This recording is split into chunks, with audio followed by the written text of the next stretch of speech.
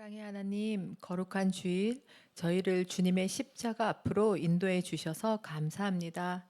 저희가 받아야 할 형벌과 고난을 죄 없으신 예수님께서 대신 지심으로 죽음에서 생명으로 옮겨주신 크신 은혜에 감사드립니다.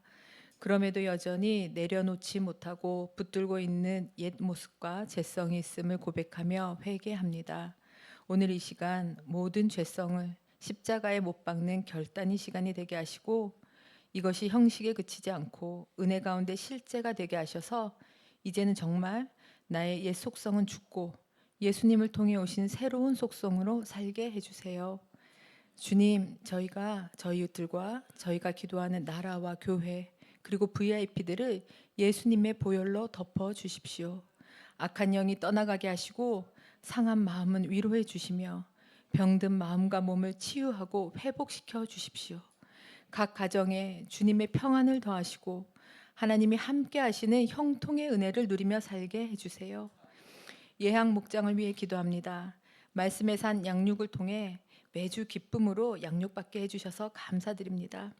저희를 하나님의 형상과 모양대로 지으셔서 모든 사람을 너는 나다라는 마음으로 사랑하며 살도록 하셨는데 그렇게 살지 못한 것을 용서해 주시고 저희 안에 그 풍성한 사랑을 다시 회복시켜 주셔서 예수님의 향기를 삶으로 드러내며 사는 예향 목장이 되게 해주세요. 부목사님을 통해 선포되는 말씀을 잘 받아들이게 해주셔서 십자가를 지신 예수님의 사랑을 더 깊이 깨닫게 하시고 이번 한 주간 저희를 대신해 고난받으신 주님을 겸손히 사랑으로 따르며 살도록 인도해 주세요. 예수님의 이름으로 기도드립니다. 아멘.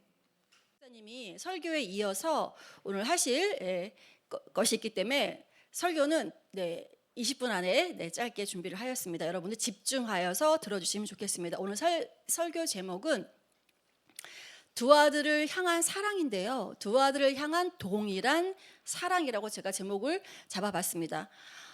누가는요 의사라는 거 여러분들 아시죠? 다른 복음서와 달리 예수님의 비유를 누가복음에서 많이 소개하고 있어요.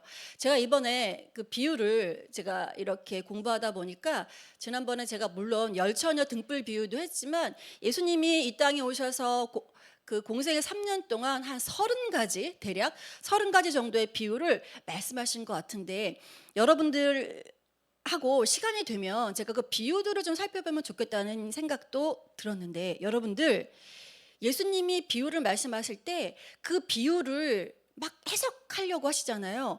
근데 여러분들 뭘 아셔야 되냐면 예수님이 말씀하신 비유는 오로지 한 군데를 향하고 있어요. 어떤 형태의 말씀이든 오로지 한 군데에 대해서 말씀하고 계신데 그것은 뭐냐면 하나님의 나라에 대해서 말씀하신 겁니다. 모든 비유는 씨 뿌리는 비유든 열처녀 비유든 오늘 제가 얘기할 여러분들이 잘 알고 있는 탕자의 비유든 어떤 비유든 이 비유의 핵심은 하나님 나라다. 하나님 나라는 어떤 것이며 하나님 나라는 누가 들어갈 수 있고 하나님이란 분은 어떤 건지 예수님의 비유 속에서 말씀하신 초점 방향은 오직 하나인데 그것은 하나님의 나라다. 그런데 오늘 제가 본문으로 잡은 누가복음 15장에는요 나중에 읽어보시면 연속적으로 비유가 딱딱딱 3개가 나와요. 하나는 100마리 양 중에서 한 마리의 잃은 양을 찾으러 다니는 목자의 비유. 두 번째 비유는 10드라크마 중에서 한 드라크마를 잃은 여자가 등불을 켜고 집을 쓸면서 한 드라크마를 찾는 비유.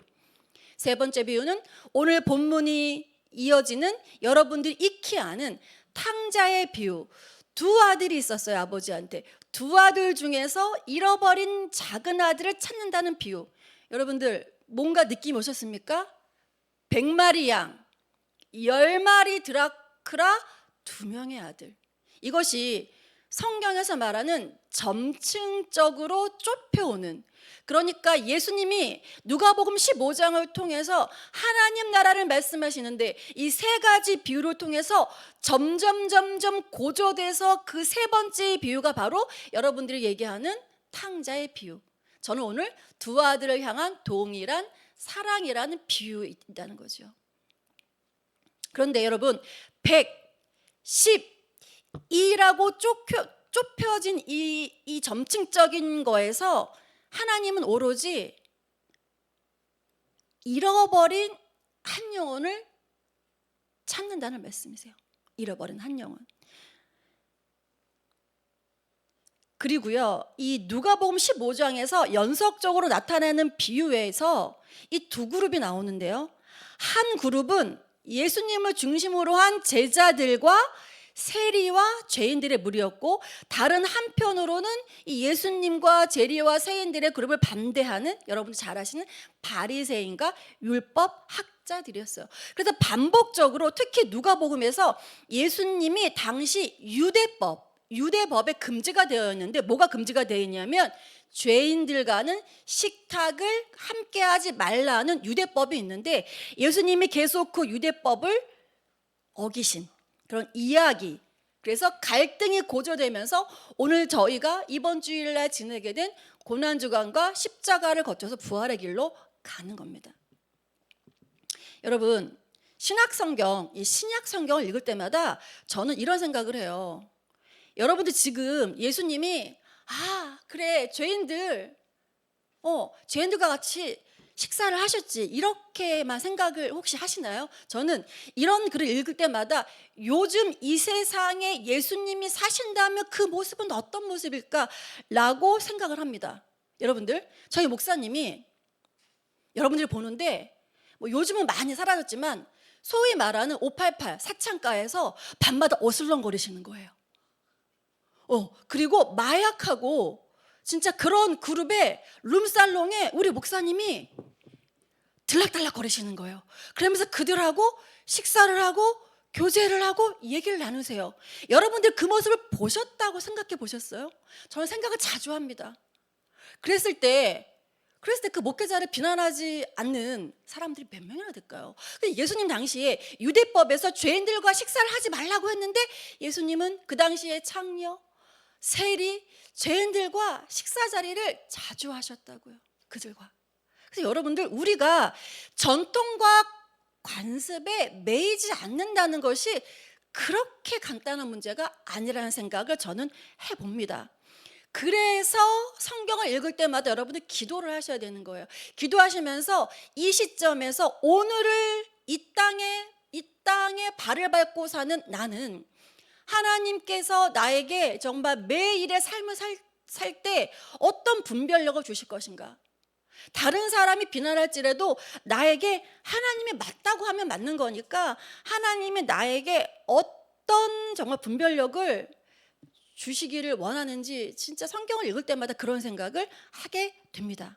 여러분, 오늘 그 본문에서 먼저 몇 가지를 얘기할 건데, 먼저 우리가 잘 알고 있는 이 작은 아들에 대한 아버지의 태도를 좀 살펴보려고 합니다.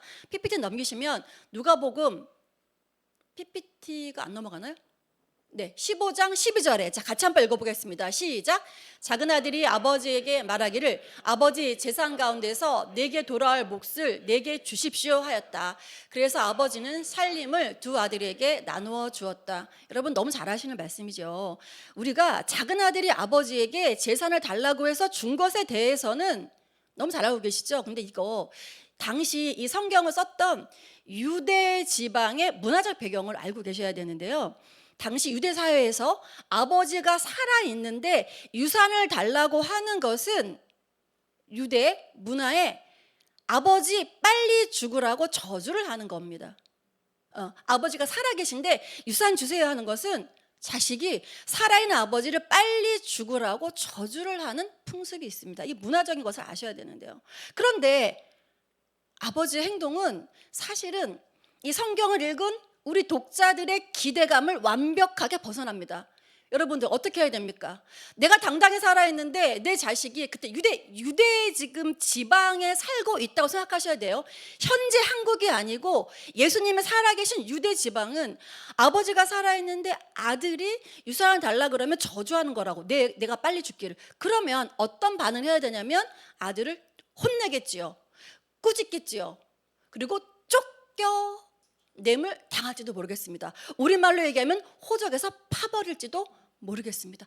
그런데 그런 행동을 해야 된 아버지의 오늘 행동은 아버지는 살림을 두 아들에게 나눠주었다. 여러분들 그 당시에는요, 장자가 좀 아들, 첫째 아들, 둘째 아들 있으니까 재산을 둘째 아들에게 줄 거에 2배를 맏아들이 받게 돼 있거든요. 그러니까 재산이 있으면 3분의 1은 맏아들에게 가고 3분의 1은 둘째 아들에게 가는 겁니다. 그래서 아버지가 나눠줬겠죠. 큰 아들에게도 유산이 간 겁니다. 작은 아들에게도 유산이 간 거고. 아버지가 허락했다는 거에 우리는 지금 중점을 맞춰서 성경을 읽어야 됩니다.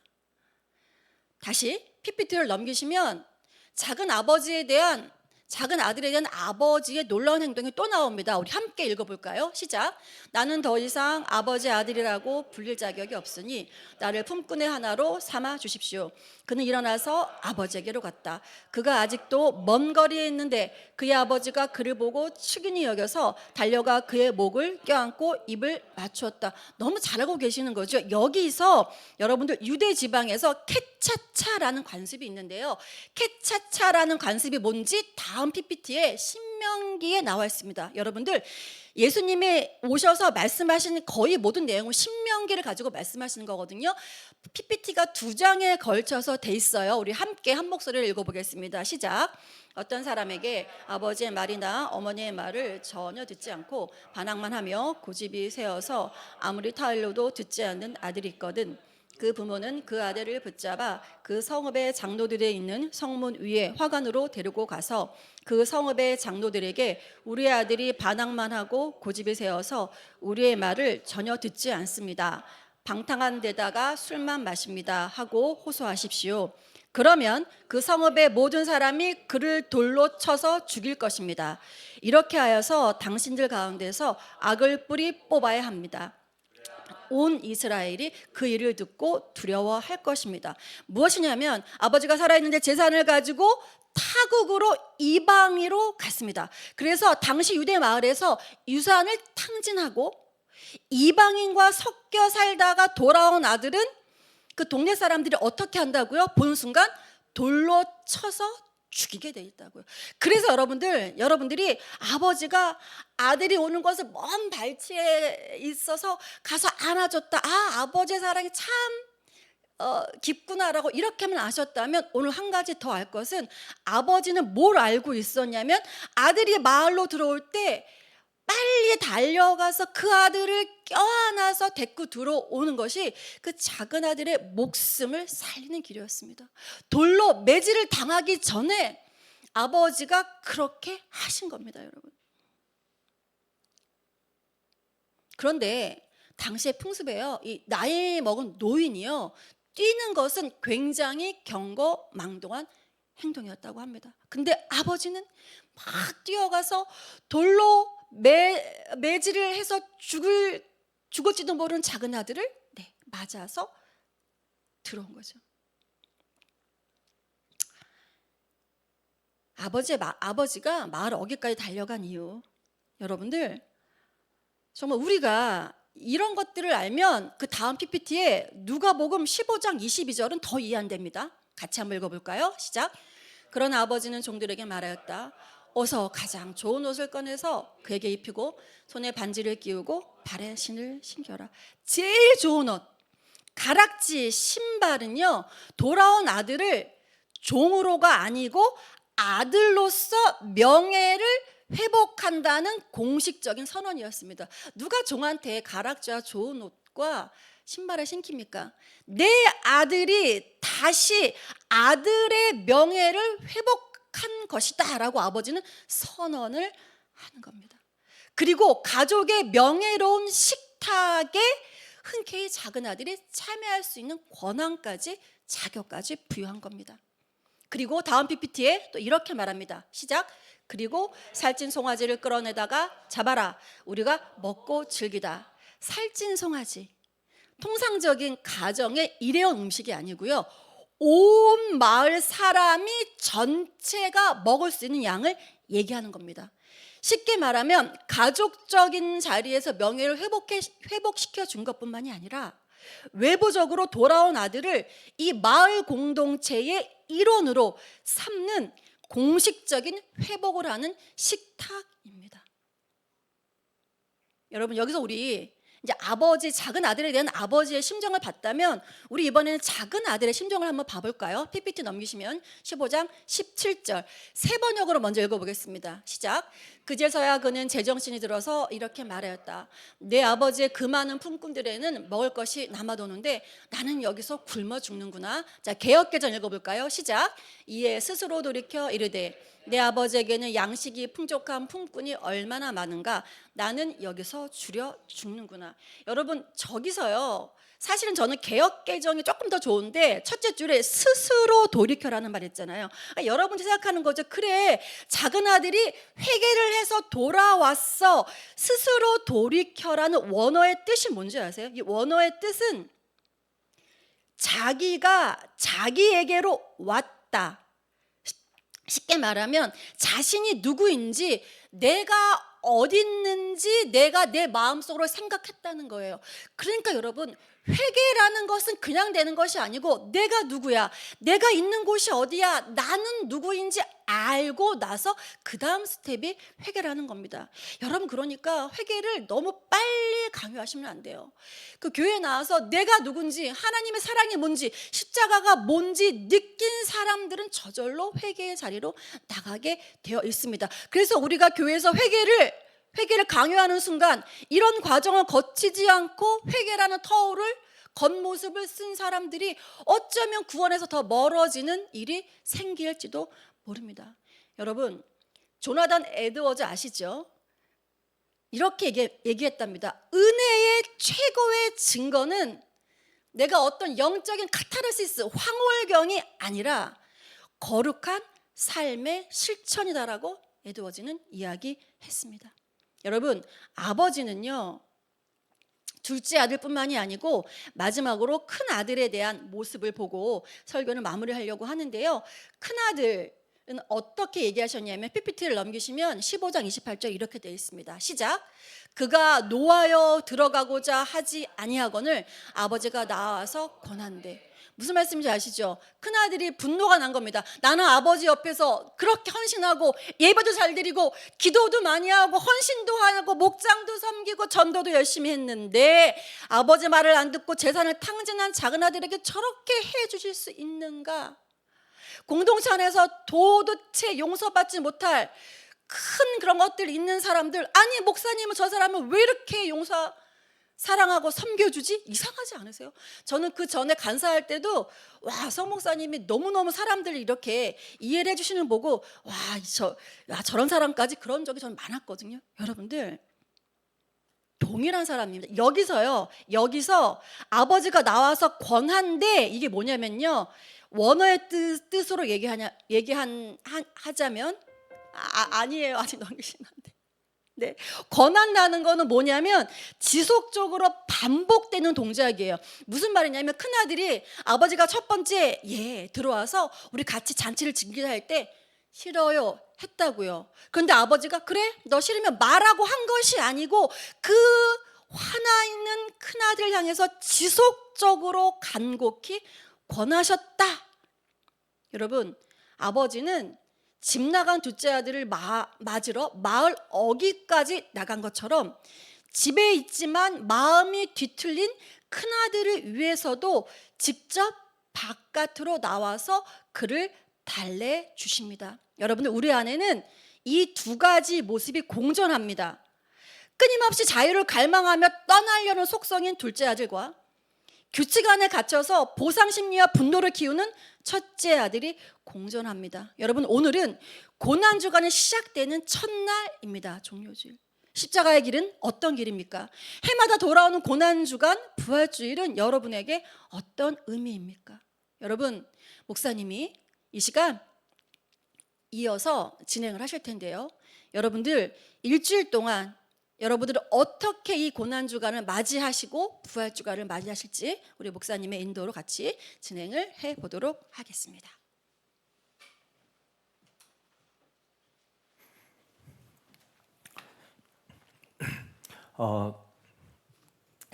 매주 오전 6시에 고난주간 예수님의 행적을 따른 영상 메시지를 제가 유튜브로 이렇게 올려드릴 거거든요. 네, 링크 보내드리면은 매일매일 나눠진 프린트와 함께 하루하루 예수님의 그 행적을 같이 좀 따라가는 그런 묵상의 시간 됐으면 좋겠습니다. 저는 30살 때 돌아왔는데 각자 우리 주님께 돌아온 시간들이 있죠. 네, 언제든지 환영해 주시는 주님이신데 우리를 환영해 주시기 위해서 십자가에 달리셨잖아요. 예수님은 워낙에 크신 분이라 나 한 사람 위해서 십자가에 돌아가셨다. 그렇게 생각하면 맞습니다.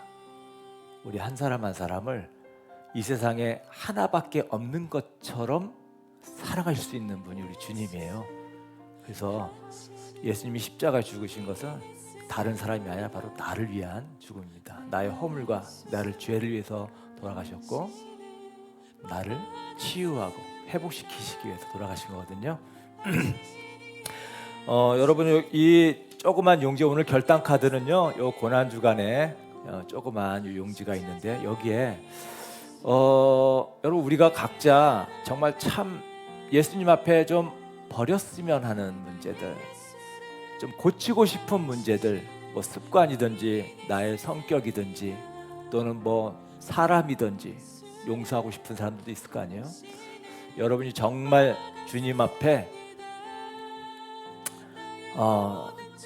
자아를 좀 죽이고 싶은 부분들을 한번 이렇게 적으시고요. 그걸 적으시고 그리고 여기 십자가를 준비했습니다. 우리 예수님이 십자가에 죽으심으로 우리의 옛 자아가 함께 죽는 거잖아요. 네, 그래서 여러분들이 여기 지금 모토하고 망치도 준비되어 있거든요. 여러분이 그 적으신 내용을 한 사람씩 가서 나오셔서 십자가에 이렇게 못을 좀 박는 그런 시간을 좀 가지려고 합니다.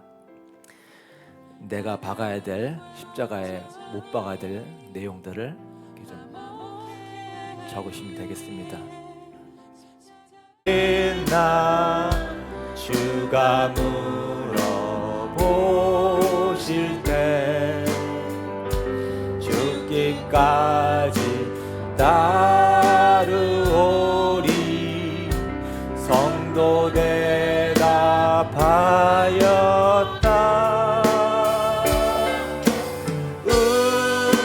우리의 심령 주의 것이니 주님의 형상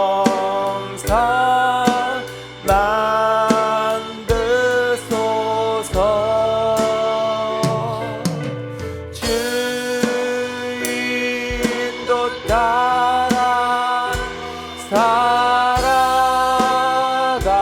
동안 사랑과 충성을 바치오리가 너는 기억하고 있나 구원받은 성도를 그가 회개하였을 때 낙원 허락 받았다. 우리의 심령 주의 것이니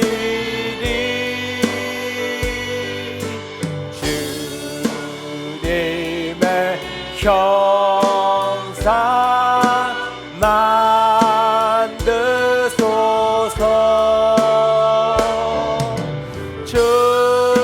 주인도 따라 살아갈 동안 사랑과 충성을 바치오리. 4절로 넘어가도록 하겠습니다. 다 할 수 있나 주가 물어보실 때 용감한 자 바울처럼 선뜻 대답하리라.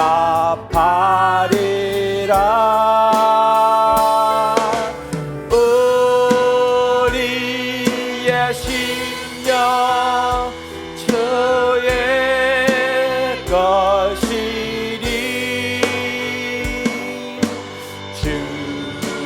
주님의 형상 만드소서. 주 인도 따라 살아갈 동안 사랑과 충성을 바치오리다. 아멘. 우리 잠시 기도할까요? 우리 여러분이 적은 글 내용과 함께 십자가에 못 박았으니 주님께서 이제 적극적으로 함께 해달라고 기도하시고요. 고난주간 한 주간을 위해서 우리 잠시 입술을 열어서 기도하겠습니다. 기도합시다. 하나님, 십자가에 못 박았습니다. 주님께서 우리를 위해서 돌아가신 것처럼 우리가 정말 못 박아야 될 우리 내면에, 또 우리 습관에, 또 우리 생각과 또 내 마음에 있는 정말 주님께서 고치길 원하시는 것을 이 시간 십자가에 못 박고 주님께서 도와주시는 능력으로 아버지 벗어나기를 원합니다. 아버지, 능히 할 수 있다고 말씀하신 것처럼 주님께서는 하고 싶은 마음도 주고 할 수 있도록 도와주신다고 하셨으니 저희가 못 박은 이 십자가, 이 저희의 허물을 주님께서 깨끗하게 고쳐주시고 치유해 주실로 믿습니다. 주님 도와주시고 함께 해주십시오. 아버지, 우리에게 할 수 있는 능력을 주시옵소서. 주님께서 분명히 도와주시고 이끌어주시고 저희가 믿고 의지하여서 하나님 이렇게 담대 주님 앞에 나아갑니다. 아버지, 한 주간 주님 고난 주간 저희가 묵상할 때 하나님 하루하루 주님의 그 행하신 길을 따라서 저희가 함께 따라가며 주님의 권한에 동참하는 귀한 은혜가 있게 하여 주시옵소서. 주님, 그 주님의 길이 나의 길이 되게 하시고 주님이 나를 향하신 음성 하나하나 들을 수 있는 귀한 권한의 주간의 시간이 될 수 있기를 원합니다. 주님 동행하시고 함께하여 주시옵소서. 주님, 우리를 위해서 십자가 지신 것은 바로 나를 위하여 십자가 지신 것을 더 깊이 새겨지게 도와주십시오. 하나님, 주님이 매를 맞고 주님께서 채찍을 맞음으로 우리가 나음을 얻었다고 하셨습니다.